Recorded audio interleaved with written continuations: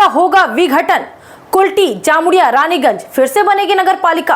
राज्य सरकार ने किया है दावा और शुरू कर दी है इसकी पहल भी, लेकिन क्या लाभ होगा इस निर्णय से? क्या इन क्षेत्रों में विकास में आएगी तेजी? क्या इन क्षेत्रों का ऑटोनोमस होने से बढ़ेगी नागरिक सुविधाएं, या महज राजनीतिक लाभ के लिए लिया जा रहा है निर्णय? नागरिकों को लॉलीपॉप देकर कहीं उनका होगा तो नहीं विनाश?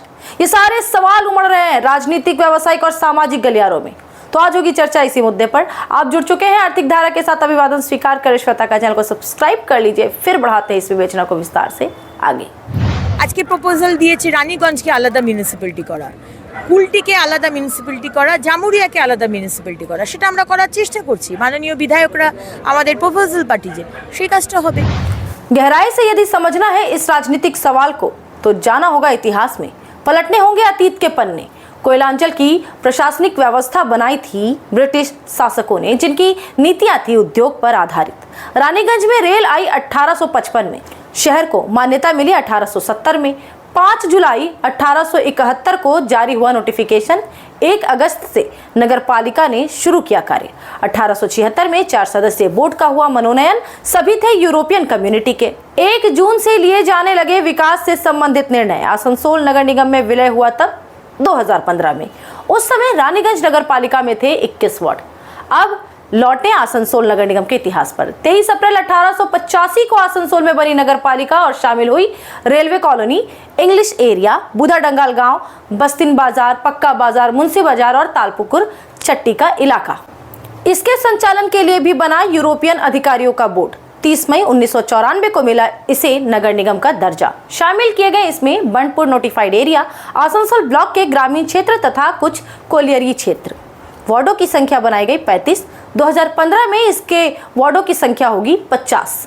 कुल्टी नगर पालिका की स्थापना हुई साल 1993 में। शामिल किए गए Kulti Barakar notified area, Nyamudpur notified area और डीसरगढ़ नोटिफाइड एरिया 1 अप्रैल 1996 से पूर्ण रूप से हुआ प्रभावी। साल 2015 में इसके वार्डों की संख्या थी 35। जामुड़िया था कोलियरी व ग्रामीण इलाका, लेकिन औद्योगिक विकास को केंद्र में रख इसे दर्जा दिया गया था नगर पालिका का। 27 दिसंबर 1995 को आई अस्तित्व में। आसनसोल नगर निगम में विलय के समय इसके वार्डों की संख्या थी 22। ममता बनर्जी सरकार ने साल 2015 में लिया बड़ा निर्णय, इन तीनों नगर पालिकाओं के आसनसोल नगर निगम में विलय का। 3 जून 2015 को कोलकाता गैजेट में जारी हुआ नोटिफिकेशन कि वृहद आसनसोल नगर निगम में बनाए गए हैं 106 वार्ड। पूर्व के सभी वार्डों की संख्या जोड़ें तो पहुंचती है 128। बनाए गए 10 बोरो भी। आसनसोल में 5, कुल्टी में 3, जामुड़िया और रानीगंज में 1-1।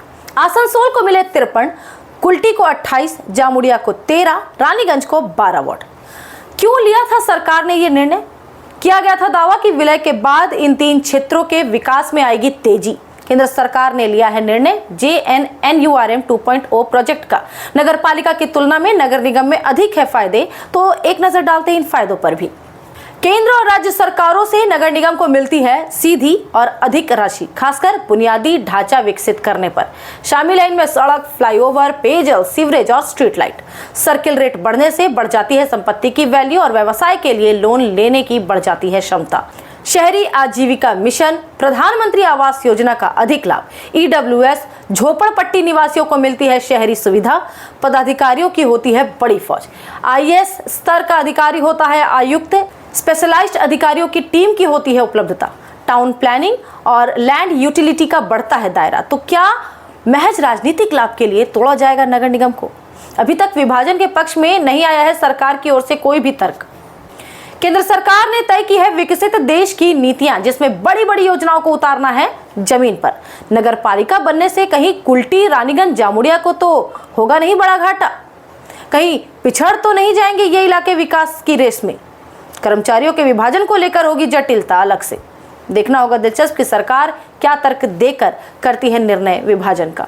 जब हर शहरी निकायों का बढ़ रहा दर्जा, उस समय क्या रंग लाएगा ये पिछड़ापन? इस वीडियो में इतना ही। बने रहे हर अपडेट के लिए आर्थिक धारा के साथ, क्योंकि हम जुड़े हैं अपनी माटी अपनी थाती से। फिर होगी मुलाकात ऐसे ही ज्वलंत मुद्दों के साथ। नमस्कार।